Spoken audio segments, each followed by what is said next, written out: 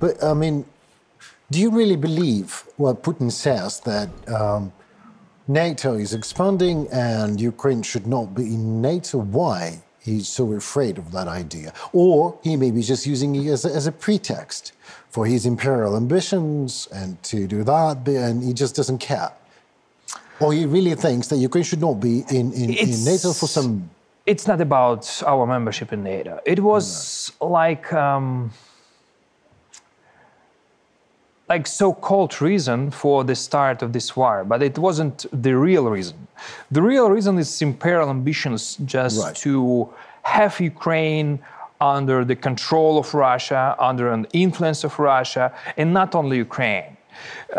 We can remember that in December 2021, it was statement, or even not ultimatum from Russia, from Kremlin, to the NATO that you should push out all the weapons that you have on your eastern border in the countries of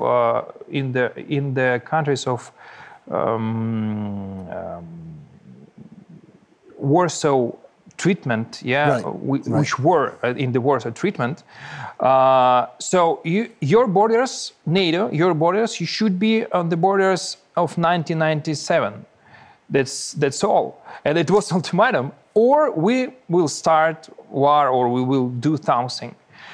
So I think Kremlin want to spread their influence not only for Ukraine, but also for Baltic states, for Poland, Hungary, Slovakia, Czech Republic, another one. Are you telling me that the imperial ambitions of Putin is actually to create again the Soviet Union? Not only the Soviet Union, but also with the influence on the countries of Eastern Europe. Okay, well, let's speculate on this matter a little bit more, if you don't mind. So what's next? Okay, if he gets what he wants, Ukraine, Baltic states, what then?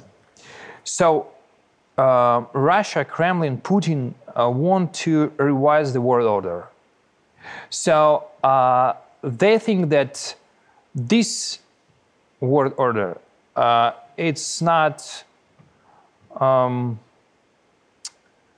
acceptable? Not acceptable, not good for them, actually, because obviously. because this world order is based on the rules. Based on that's not good for Russia. It's not about Russia, actually. So the violation of the rules, it's actually the character of Russia, and they try to revise this world order just to spread their influence here in Europe. Maybe it was one of the steps in a long game with other countries and with other dictators. So you think that there was a plan, some sort of a negotiations between... It looks like. Right. It looks like. Because I think, and that's why the war in Ukraine and the results of this war of Ukraine is on the, at the high price. The results of it, of this, not only for Ukraine, and our partners understand that it can lead to the revise of the borders of other countries in different part of our world, by force, I mean. Yeah, right. So, too much on the stack, so that's why Western world helps us. Right. To support us in this war.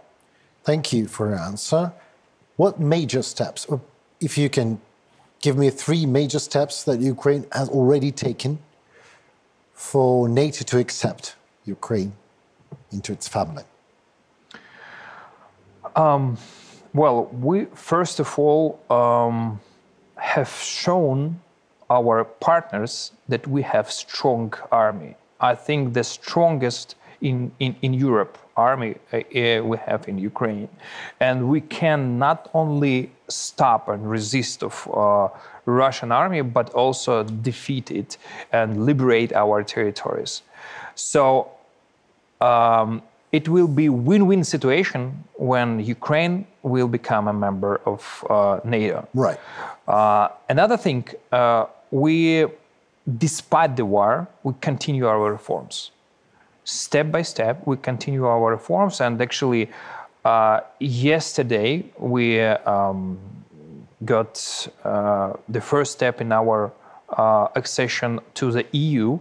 And actually, making these reforms and becoming closer to EU, we also become closer to NATO, because NATO and EU has the same standards of democracy, of freedom of speech, freedom of all freedoms, yeah. And of course, we have to pay attention when we are talking about the NATO, to pay attention on the defense and security sphere and reforms in this sphere. And that's why we're asking for our partners for some concrete list of these reforms that should be signed for both sides, Ukraine and NATO, that, okay, 1, 2, 3, 4, 5, what you should do to become a member. We understand this. A roadmap. Yeah, roadmap, but not the MAP, Membership Action Plan. Yeah.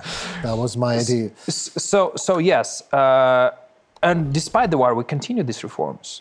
And the success in this process already mentioned by our partners, and I think it's a good steps on the way on our future membership in NATO.